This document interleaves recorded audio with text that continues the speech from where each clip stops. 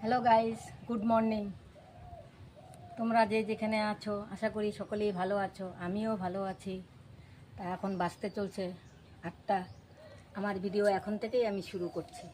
তা বন্ধুরা দেখো রোদের কি অবস্থা, রোদ দেখলেই ভয় লাগে, এত রোদের তাপ। আমি এখন ফুল উঠাচ্ছি বন্ধুরা।